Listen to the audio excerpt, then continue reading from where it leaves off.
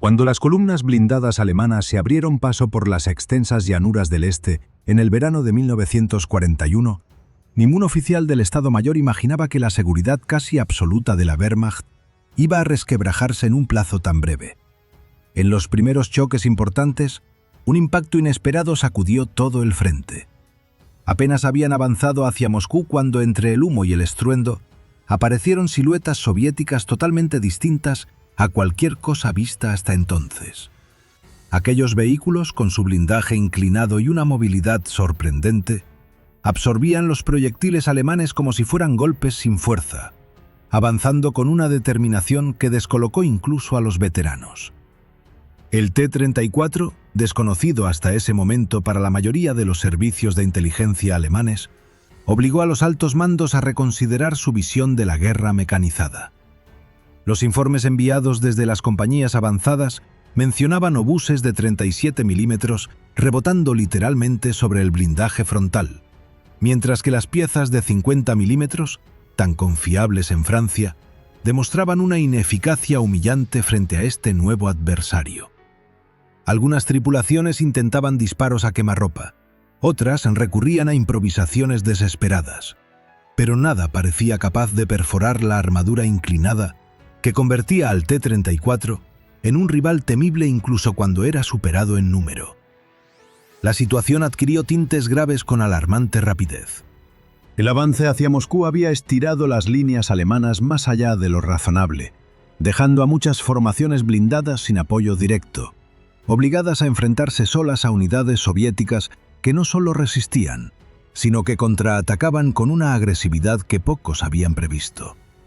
Los oficiales describían ataques fulminantes destinados a romper el impulso alemán en los momentos más delicados. Por primera vez desde el inicio de la guerra, el arma blindada alemana se encontraba frente a un enemigo capaz de frenar su avance mediante pura superioridad técnica y una estrategia adaptada al terreno. Pronto se hizo evidente que la situación exigía un nuevo tipo de arma anticarro, algo que pudiera enfrentar al T-34 con garantías. Sin embargo, la industria alemana ya funcionaba al límite. La falta de recursos, mano de obra especializada y capacidad de producción impedía diseñar un vehículo completamente nuevo desde cero. La única posibilidad real era reutilizar equipos existentes, reorganizar lo disponible y crear, con urgencia absoluta, un cazacarros que pudiera llegar al frente antes de que la iniciativa se perdiera por completo. Aquí surgió la figura del Panzer IV, un chasis probado, fiable y disponible en números suficientes para servir como base. No todos estaban de acuerdo con esta idea.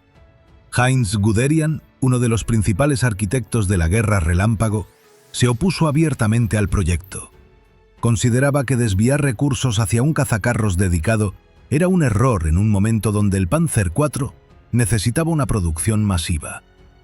Sin embargo, la presión del frente prevaleció, y el diseño del futuro Jagdpanzer IV avanzó pese a sus objeciones. Con este punto decidido, el proyecto tomó una dirección firme. La superestructura del Panzer IV sería modificada para reducir su altura. Sus líneas serían afiladas mediante planchas inclinadas y se integraría un cañón de 7,5 centímetros capaz de perforar al T-34 en condiciones reales de combate.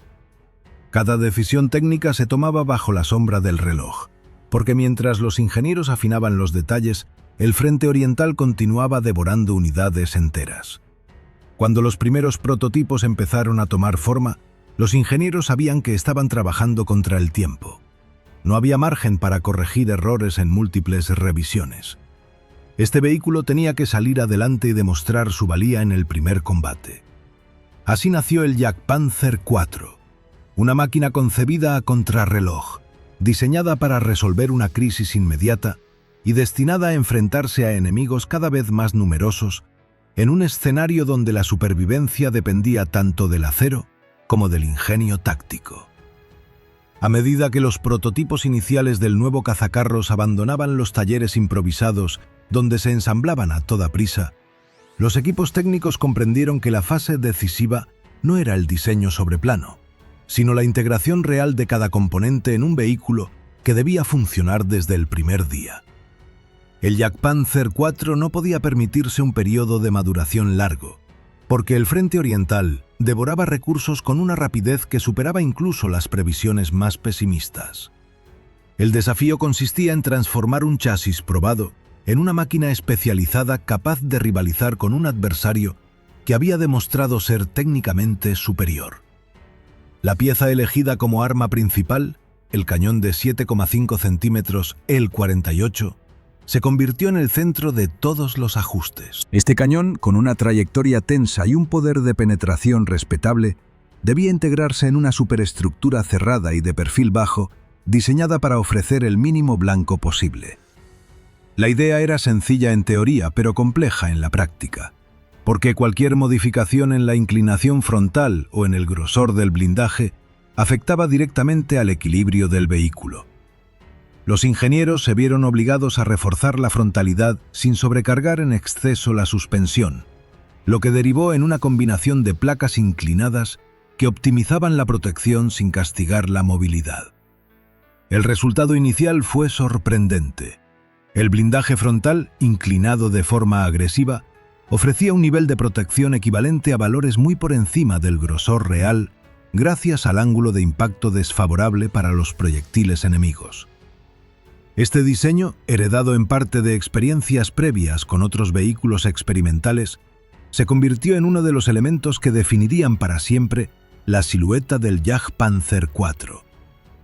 Los equipos que lo probaban por primera vez mencionaban la sensación de estar dentro de un cascarón compacto, que sacrificaba la amplitud interior por una protección superior, indispensable para enfrentar un campo de batalla donde cada impacto podía decidir el destino de toda la tripulación. La estabilidad del disparo fue otro de los logros que sorprendieron incluso a los más escépticos. El chasis del Panzer IV, aunque no era el más avanzado de la industria alemana, proporcionaba una base más sólida de lo esperado para absorber el retroceso del cañón. Las pruebas iniciales demostraron que el vehículo podía mantener un nivel de precisión notable incluso después de varios disparos consecutivos, algo que reforzó la confianza de los diseñadores en el concepto general del cazacarros. Lo que faltaba ahora era someterlo a condiciones más exigentes para validar que la estabilidad no se perdería al mover el vehículo por terrenos irregulares o al maniobrar bajo presión. Mientras estas pruebas técnicas avanzaban, el proyecto recibió un impulso decisivo cuando los altos mandos ordenaron acelerar la transición del prototipo a la producción. La presentación oficial del modelo ante las figuras clave del régimen tuvo lugar en un momento donde cada nueva arma era evaluada con un nivel de exigencia extrema. Durante esta demostración, el Jagdpanzer IV mostró una combinación de precisión, potencia y perfil reducido que convenció a los presentes de que esta máquina podría desempeñar un papel crucial en un frente donde las fuerzas alemanas necesitaban urgentemente un recurso capaz de equilibrar la situación. Con la aprobación concedida, comenzó un proceso frenético en las fábricas asignadas al proyecto. Las líneas de producción tuvieron que adaptarse para ensamblar las nuevas superestructuras en chasis que originalmente habían sido diseñados para tanques convencionales. Los operarios trabajaban en turnos ininterrumpidos, conscientes de que cada unidad debía llegar al frente lo antes posible. A pesar de los bombardeos constantes que afectaban al ritmo industrial, el sistema logró producir un flujo constante de Jagdpanzer IV destinados a reforzar las divisiones en plena retirada o a apoyar los contraataques puntuales que aún se intentaban en algunos sectores. Los soldados seleccionados para operar estos vehículos comenzaron un periodo de entrenamiento intensivo. Las tripulaciones aprendieron rápidamente que el Jagdpanzer IV no era un tanque tradicional ni un cañón autopropulsado cualquiera, sino un arma destinada a decidir enfrentamientos mediante la emboscada y el tiro preciso. El conductor debía mantener el vehículo oculto el máximo tiempo posible. El artillero necesitaba comprender la trayectoria del cañón con absoluta exactitud, y el comandante tenía que elegir posiciones donde un único disparo pudiera tener un impacto estratégico.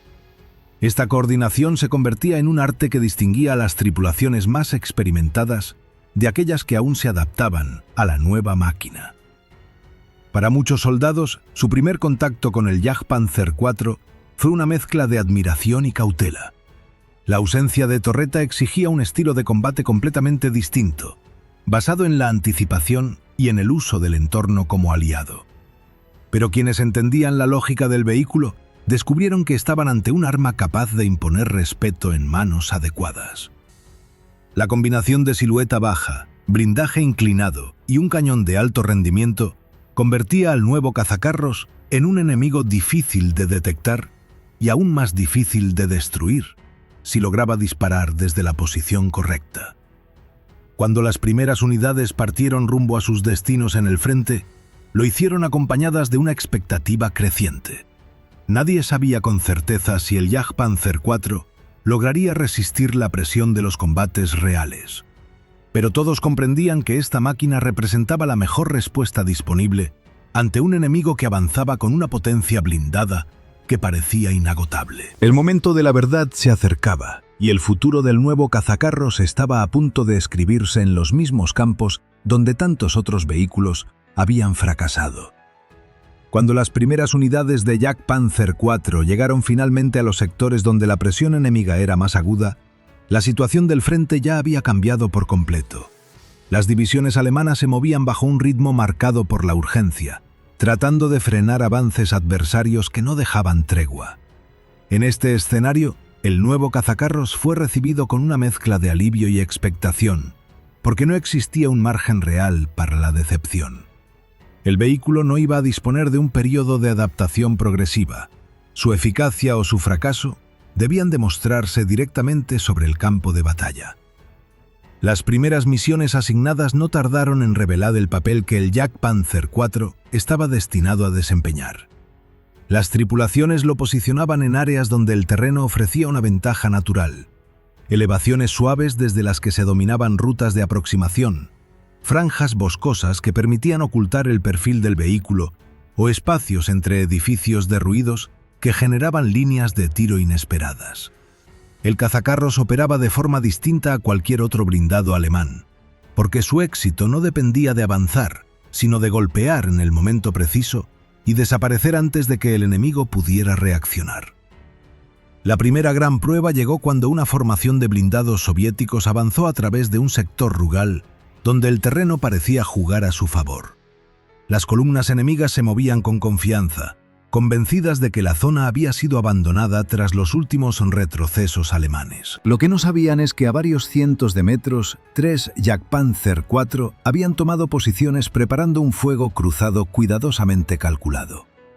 El comandante de uno de ellos observó la aproximación adversaria sin pronunciar una sola palabra, esperando a que los blindados más pesados entraran en el ángulo de tiro óptimo.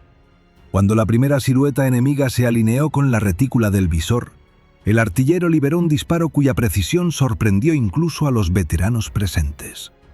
La penetración fue inmediata, y el blindado se detuvo con un impacto que alteró el avance de toda la columna. Los otros dos Jagdpanzer aprovecharon el desconcierto para abrir fuego desde ángulos distintos, generando una confusión que obligó a los soviéticos a reorganizarse bajo un bombardeo inesperado.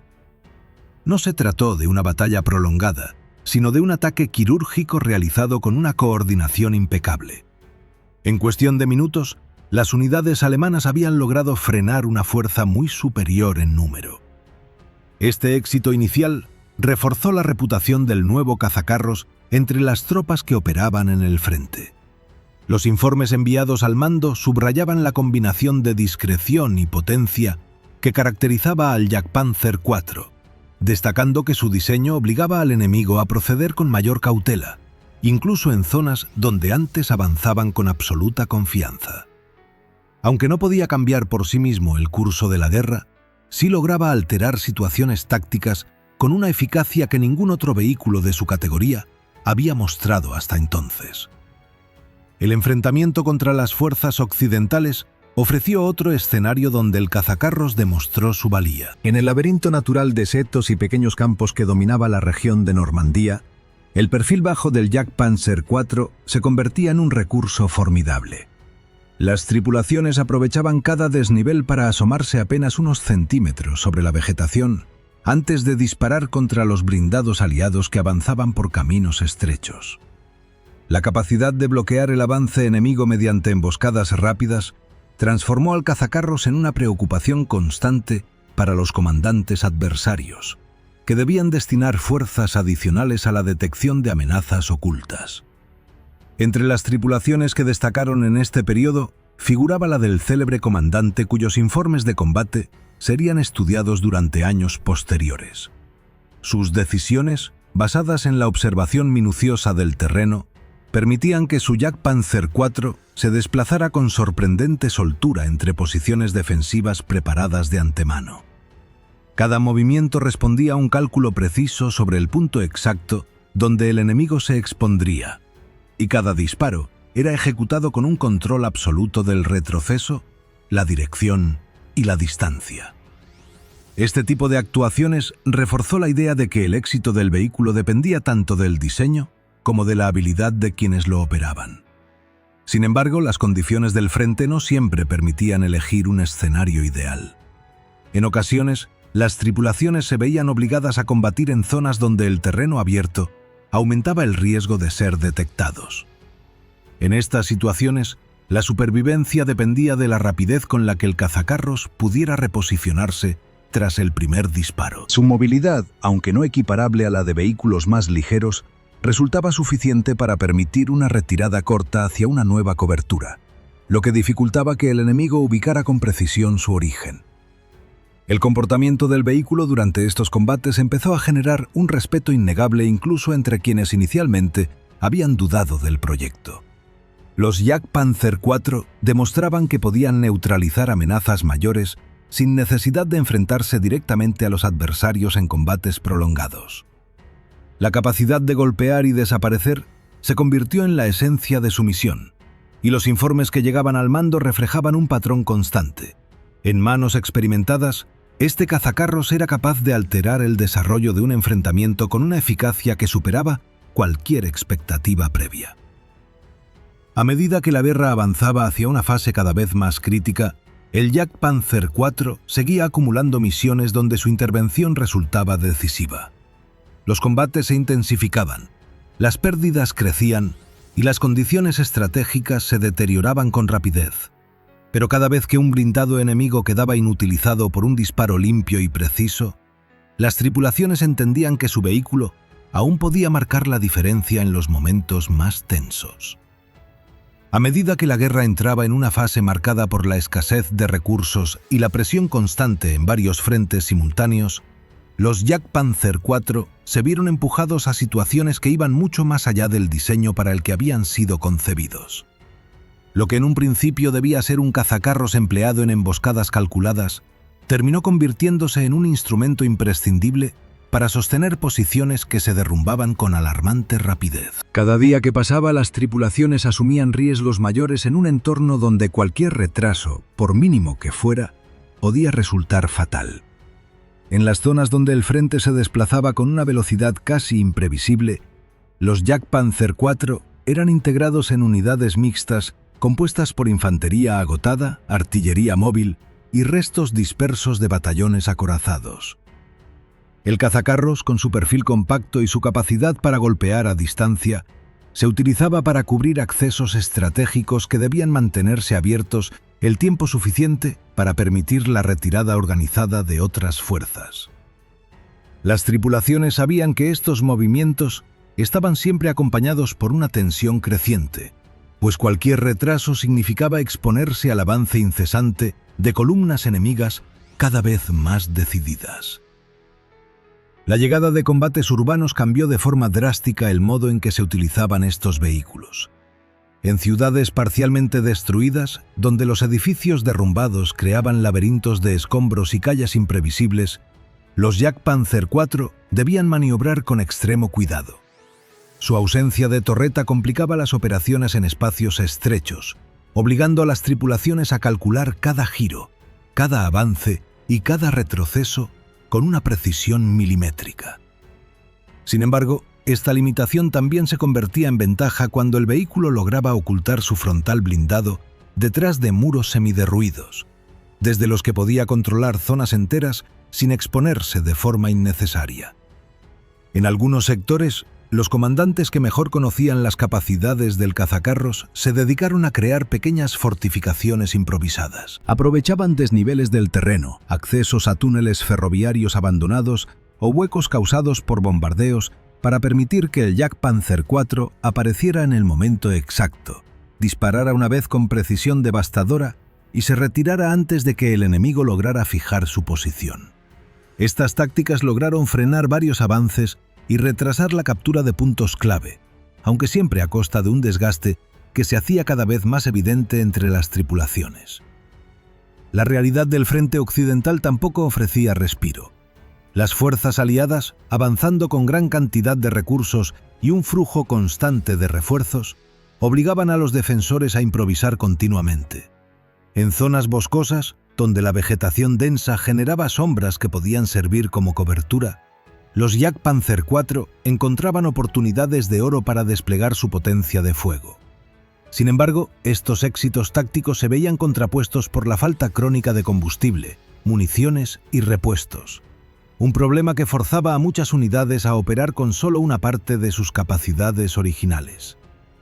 Las tripulaciones desarrollaron una relación peculiar con su vehículo. La mayoría comprendía que estaban ante una máquina extremadamente eficaz cuando podía colocarse en el lugar idóneo, pero también sabían que el más mínimo error podía resultar irrecuperable. En varios testimonios posteriores, los supervivientes describían cómo aprendieron a interpretar los sonidos del motor, los crujidos del chasis o la resistencia de las cadenas para anticipar cualquier fallo antes de que se manifestara plenamente. Ese nivel de conexión con la máquina era una prueba más de la presión que recaía sobre ellos, pues cada decisión técnica tenía repercusiones directas en su supervivencia. En los sectores donde el terreno no permitía ocultarse con facilidad, el Jagdpanzer IV debía confiar en su capacidad para realizar disparos a distancia. Estas maniobras requerían un conocimiento casi instintivo de la velocidad del viento, la visibilidad y la posición exacta del enemigo.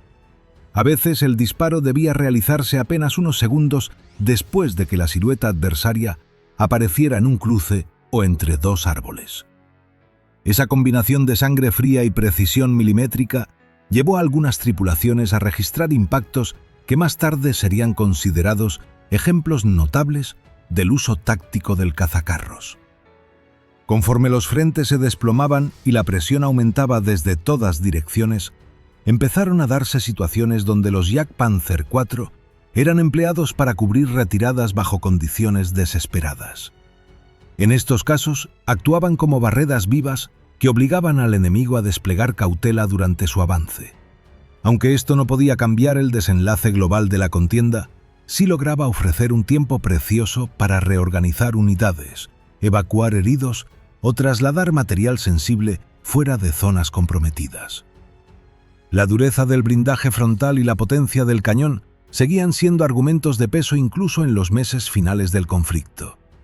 Hubo momentos especialmente críticos en los que las tripulaciones tuvieron que tomar decisiones rápidas para evitar que el vehículo cayera intacto en manos enemigas.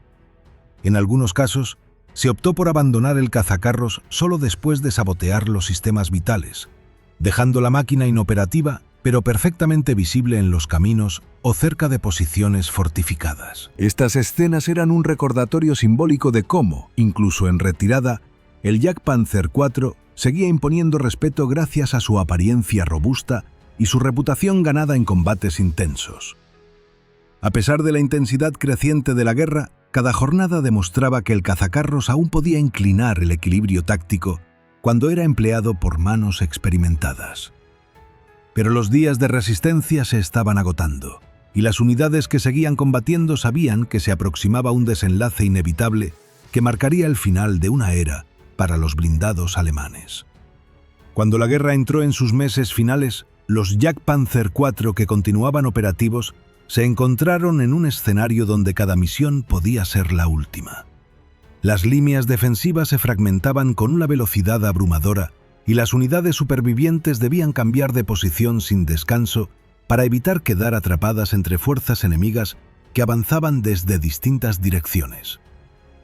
En este contexto, el cazacarros pasó a desempeñar un papel cada vez más crucial en maniobras destinadas a retrasar lo inevitable, actuando como herramienta de contención en sectores donde la resistencia apenas podía mantenerse unas horas.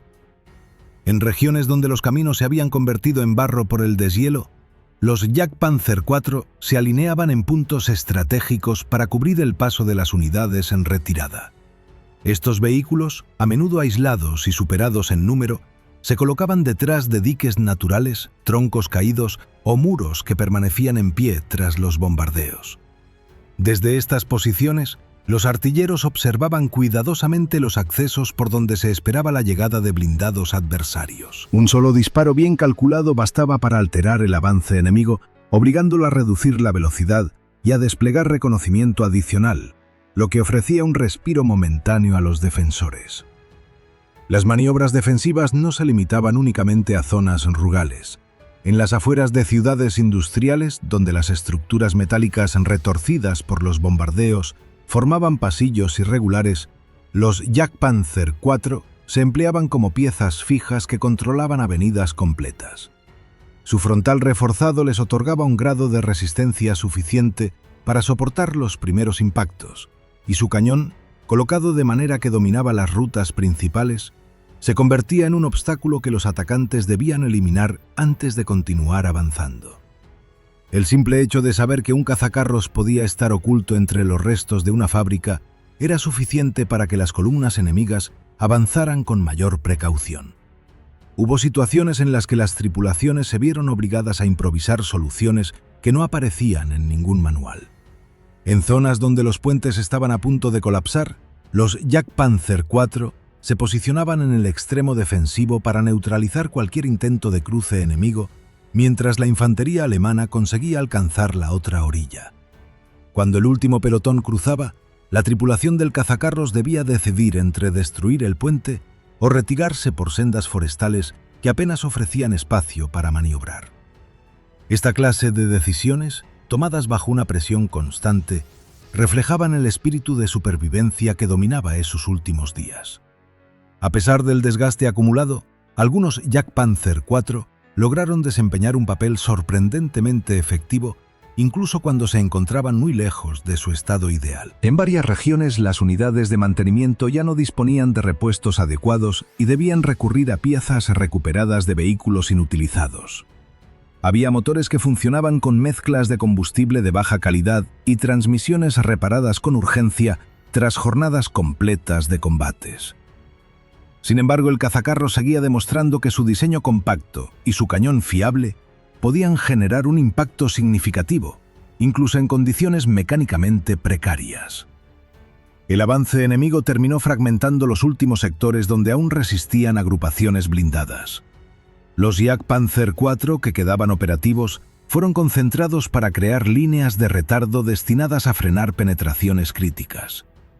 Estas agrupaciones improvisadas, compuestas por vehículos que en otro tiempo habían sido parte de divisiones enteras, mostraban un contraste evidente entre su número reducido y la magnitud del desafío al que se enfrentaban.